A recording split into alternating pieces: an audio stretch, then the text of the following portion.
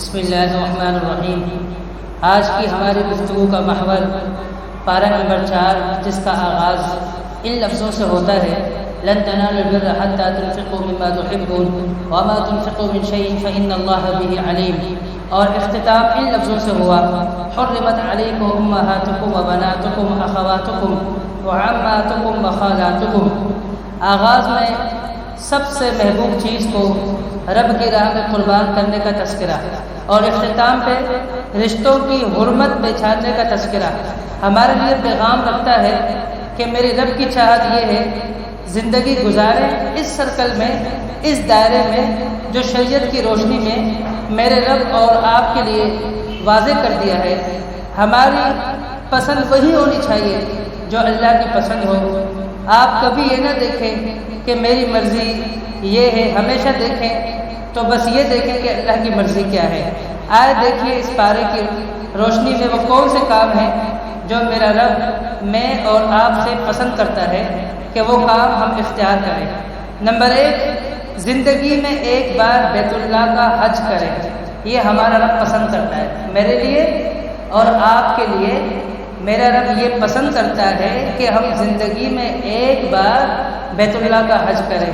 سورہ آل عمران آیت نمبر 97 میں ارشاد ربانی ہے وَلِلَّهِ عَلَى النَّاسِ حِجُّ الْبَيْتِ مَنِ اسْتَطَاعَ إِلَيْهِ سَبِيلًا، کہ اللہ نے حج فرض کیا ہے اس شخص کے لیے جو حج کرنے کی استطاعت رکھتا ہو۔ استطاعت مالی بھی اور جسمانی بھی، دونوں اس کے اندر شامل ہے۔ زندگی کے جتنے بھی معاملات ہیں ان میں سے اکثر وہ اس طرح ہے جن کا تعلق استطاعت پر مبنی ہے۔ اللہ تبارک و تعالیٰ نے فرمایا لا يكلف الله نفسا الا وسعها، کہ ہم کسی پر اتنا بوجھ نہیں ڈالتے جو اس کی استطاعت سے بڑھ کر ہو۔ تو حج ہر ایک شخص پر اگر واجب ہو جاتا تو ہر ایک شخص پر ایک فریضہ، ایک بوجھ بن کر رہ جاتا جو اس کی استطاعت نہیں رکھتا۔ اسی لیے رسول اللہ صلی اللہ علیہ وسلم سے ایک صحابی نے سوال پوچھا یا رسول اللہ افی کل عام حج، کیا ہر سال حج واجب ہے؟ آپ علیہ السلام خاموش ہوئے۔ پھر اس نے سوال پوچھا افی کل عام حج، یا رسول اللہ کیا ہر سال حج واجب ہے؟ آپ علیہ السلام خاموش ہوئے۔ فرمایا لو قلت نعم لوجبت، اگر میں ہاں کہہ دیتا تو یہ تم پر واجب ہو جاتا۔ تو دوسرا کام تقوی اختیار کرنا۔ سورہ آل عمران آیت نمبر 102 میں ارشاد ربانی ہے یا ایھا الذین آمنوا اتقوا اللہ حق تقاتہ ولا تموتن الا وانتم مسلمون۔ یہ وہ دوسرا کام ہے جسے اللہ نے میرے اور آپ کے لیے پسند کیا ہے کہ ہم اس سرکل میں زندگی گزاریں۔ اور میں سے کیا ہے؟ اگر استطاعت ہے حج کرنے کی استطاعت کریں۔ دوسرا کیا ہے؟ تقوی والی زندگی گزاریں۔ فرمایا اللہ سے اس طرح ڈرو جس طرح اللہ سے ڈرنے کا حق ہے۔ تیسرا کام قرآن کے ساتھ تعلق بنا لیجئے۔ سورہ آل عمران آیت نمبر 103 میں ارشاد ربانی ہے وَاعْتَصِمُوا بِحَبْلِ اللَّهِ جَمِيعًا وَلَا تَفَرَّقُوا، تم سب کے سب اللہ کی رسی کو مضبوطی سے تھام لو اور پھوٹ نہ ڈالو۔ رسول اللہ صلی اللہ علیہ وسلم نے فرمایا القرآن هو حبل اللہ، قرآن یہی اللہ کی رسی ہے، اس کو مضبوطی سے تھامو۔ چوتھا کام امر بالمعروف نہی عن المنکر کو اختیار کرنا، کہ نیکی کا حکم دو برائی سے روکو۔ سورہ آل عمران آیت نمبر 104 میں ارشاد ربانی ہے وَلْتَكُن مِّنكُمْ أُمَّةٌ يَدْعُونَ إِلَى الْخَيْرِ وَيَأْمُرُونَ بِالْمَعْرُوفِ وَيَنْهَوْنَ عَنِ الْمُنكَرِ وَأُولَٰئِكَ هُمُ الْمُفْلِحُونَ۔ تم میں سے ایک ایسی جماعت ہونی چاہیے، ایک ایسی امت ہونی چاہیے جو لوگوں کو خیر کی طرف بلائے، نیکی کا حکم دے، برائی سے ان کو روکے، اور یہی لوگ کامیاب ہونے والے ہیں، فلاح پانے والے ہیں۔ پانچواں کام کاش کہ امت مسلمہ اپنے اس منصب کو پہچان لے۔ سورہ آل عمران آیت نمبر 110 میں ارشاد ربانی ہے کنتم خیر امت اخرجت للناس تأمرون بالمعروف وتنہون عن المنکر، کہ تم بہترین امت ہو کیونکہ تم لوگوں کے نفع کے لیے نکالے گئے ہو، تم لوگوں کو نیکی کا حکم دیتے ہو، برائی سے روکتے ہو۔ تو یہ امت مسلمہ کا منصب ہے۔ کون سا منصب؟ بہترین امت۔ بہت بڑا یہ اعزاز ہے، بہت بڑا منصب ہے۔ کیوں؟ اس لیے یہ منصب عطا کیا کہ تم لوگوں کو نیکی کا حکم دیتے ہو اور برائی سے روکتے ہو، اور تم اللہ پر ایمان لانے والے ہو۔ وَتُؤْمِنُونَ بِاللَّهِ، تم اللہ پر ایمان لانے والے ہو۔ چھٹا کام نیک لوگوں کی نیکی کو اختیار کریں۔ سورہ آل عمران آیت نمبر 114 میں ارشاد ربانی ہے وَأُولَٰئِكَ مِنَ الصَّالِحِينَ، یہی لوگ نیک بخت لوگوں میں سے ہیں۔ ساتواں کام رب کی اطاعت اور بندگی کا، جو رب کی اطاعت اور بندگی کا ساتواں کام سود سے بچنا ہے، سود سے بچنا ہے۔ فرمایا لا تاکلوا الربا اضعافا مضاعفا، کہ سود سے اپنے آپ کو بچا کر رکھو، دگنا بڑا چڑھا کر لوگوں سے مت کھاؤ۔ یہ اس لیے فرمایا کہ بڑا چڑھا کر لوگوں سے نہ لو، کیونکہ قرضہ دیا جاتا تھا، پھر جب وہ جتنی قرضہ دینے میں واپسی کرنے میں تاخیر ہوتی تھی تو اس پر پیسے چھڑ رہے ہوتے تھے، اس پر زیادتی ہو رہی ہوتی تھی۔ اسی اللہ رب العالمین نے فرمایا کہ تم بڑا چڑھا کر مت کھاؤ۔ اس کا معنی یہ ہے کہ اپنا اصل مال جو تم نے قرضہ دیا ہے وہ لے لو، اس سے ایکسٹرا تم مت لو۔ آٹھواں کام عفو اور درگزر میں بھی ہمیں ایک مثال بننا چاہیے۔ سورہ آل عمران آیت نمبر 134 میں ارشاد ربانی ہے والکاظمین الغیظ والعافین عن الناس، غصہ پینے والے، لوگوں سے درگزر کرنے والے، یہ وہ لوگ ہیں کہ اللہ تعالیٰ ایسے نیکوکاروں سے محبت کرتا ہے، اللہ تعالیٰ ان لوگوں کو پسند کرتا ہے۔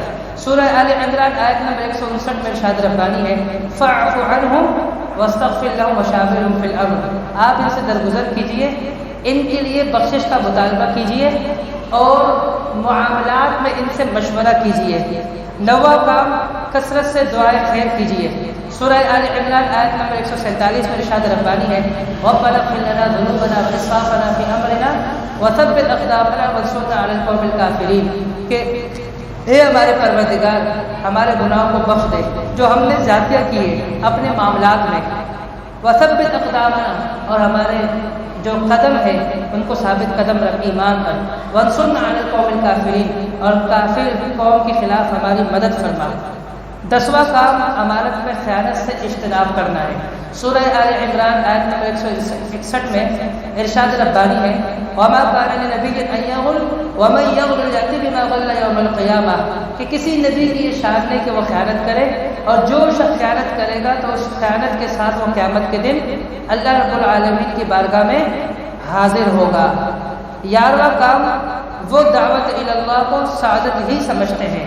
سورہ آل عمران آیت نمبر 169 میں ارشاد ربانی ہے وَلَا تَحْسَبَنَّ الَّذِينَ قُتِلُوا فِي سَبِيلِ اللَّهِ أَمْوَاتًا بَلْ أَحْيَاءٌ عِندَ رَبِّهِمْ يُرْزَقُونَ، آپ ہرگز ان لوگوں کے بارے میں ایسا نہ سمجھیں جو قتل کیے جاتے ہیں اللہ کے راستے میں کہ وہ مردہ ہے، یہ عقیدہ نہ رکھے کہ وہ مردہ ہے، بل احیاء، بلکہ وہ زندہ ہے۔ کہاں زندہ ہے؟ عند ربهم، قبر میں نہیں، عند ربهم، اپنے رب کے ہاں۔ کچھ لوگ سمجھتے ہیں کہ شہید مرتا نہیں ہے، اللہ نے فرمایا زندہ ہے عند ربهم، اپنے رب کے ہاں زندہ ہے۔ اور ایک مقام پر فرمایا تمہیں اس کا شعور نہیں، یہاں پر فرمایا بل احیاء عند ربهم، اپنے رب کے ہاں زندہ ہے، ان کو رزق بھی دیا جاتا ہے۔ اور اسی طرح 12واں کام بخل سے بچنا ہے، بخل سے اجتناب کرنا ہے۔ سورہ آل عمران آیت نمبر 180 میں ارشاد ربانی ہے اللہ تبارک و تعالیٰ نے فرمایا وَلَا يَحْسَبَنَّ الَّذِينَ يَبْخَلُونَ بِمَا آتَاهُمُ اللَّهُ مِنْ فَضْلِهِ هُوَ خَيْرٌ لَهُم بَلْ هُوَ شَرٌّ لَهُمْ سَيُطَوَّقُونَ مَا بَخِلُوا بِهِ يَوْمَ الْقِيَامَةِ، آپ ہرگز ان لوگوں کے بارے میں یہ گمان نہ کریں جو بخل کرتے ہیں، کنجوسی کرتے ہیں، جبکہ اللہ نے ان کو اپنے فضل سے نوازا ہے کہ یہ ان کے لیے بہتر ہوگا، بلکہ یہ کنجوسی کرنا ان کے حق میں بہت ہی برا ہے، اور یہ اتنا برا ہے کہ کل روز قیامت اس مال کو ایک توق بنا کر ان کے گردن میں ڈال دیا جائے گا۔ 13واں کام حقیقی کامیابی جہنم سے آزادی اور جنت کا داخلہ ہے۔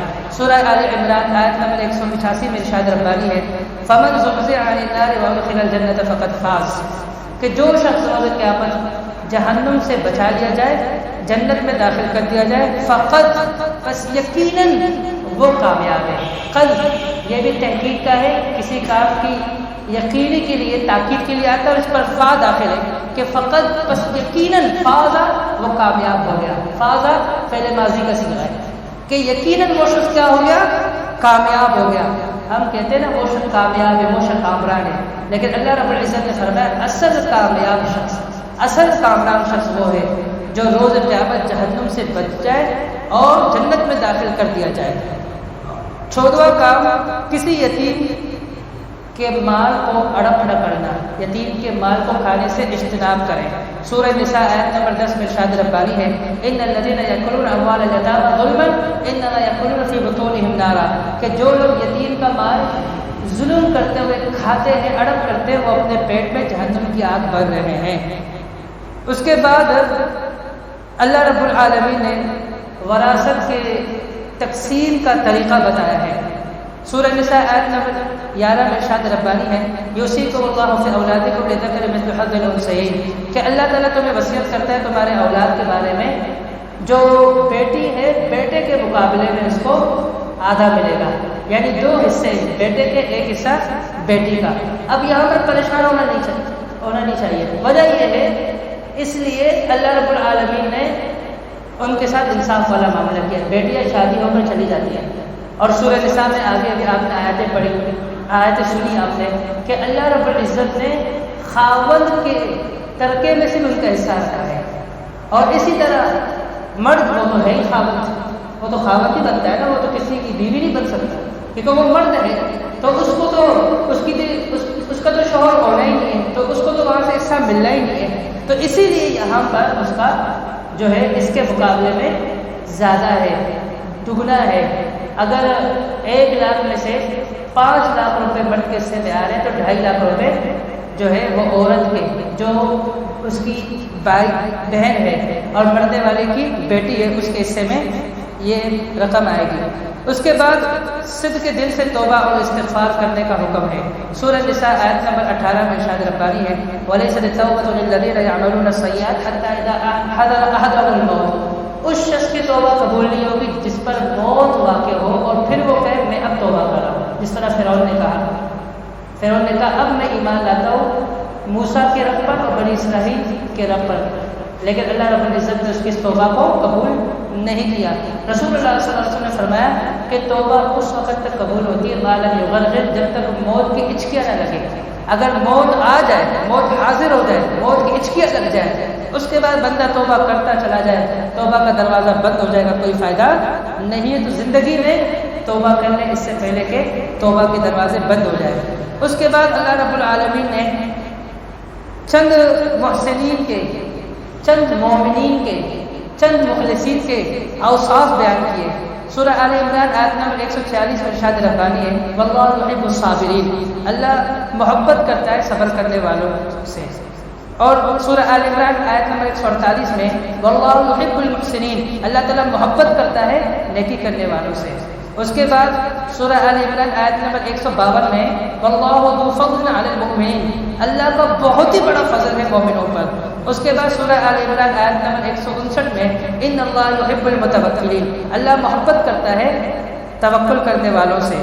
تو یہ اللہ رب العالمین نے اس پارے میں ان مختلف اوصاف کو اپنانے والے لوگوں سے اپنے محبت کا تذکرہ کیا، اپنے محبت کو واضح کیا ہے۔ اس کے بعد یاد رکھنا جو ظلم کرنے والا ہو میرا رب اس سے منہ موڑ لیتا ہے، اس کا تذکرہ ہے۔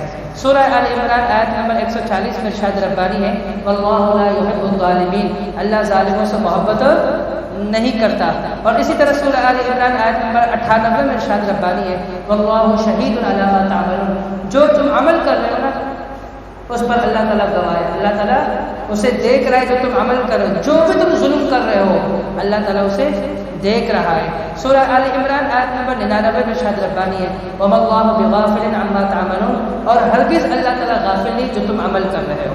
اس کے بعد سورہ آل عمران آیت نمبر 119 میں ارشاد ربانی ہے، ان اللہ علیم بذات الصدور، بے شک اللہ تعالیٰ خوب جاننے والا ہے سینوں کی باتوں کو۔ ان کا تذکرہ کیوں کیا؟ اس لیے کہ ظلم کا تذکرہ، کہ جو بھی تم ظلم کرو گے تو اللہ اس سے غافل نہیں ہے، اللہ اسے دیکھنے والا ہے، اللہ اسے جاننے والا ہے، اللہ سے تم چھپا نہیں سکتے۔ تو یہ اللہ تبارک و تعالیٰ نے ہمیں یاد دہانی کے لیے بار بار مختلف انداز میں اپنے علیم اور اپنے خبیر ہونے کا تذکرہ کیا ہے۔ میری اللہ رب العزت سے دعا ہے کہ خالق و مالک مجھے اور آپ کو اطاعت و بندگی کی حقیقی تصویر پیش کرنے کی توفیق عطا فرمائے، خاتمہ بالایمان فرمائے، جنت الفردوس میں اپنے حبیب کی رفاقت نصیب فرمائے، آمین یا رب العالمین۔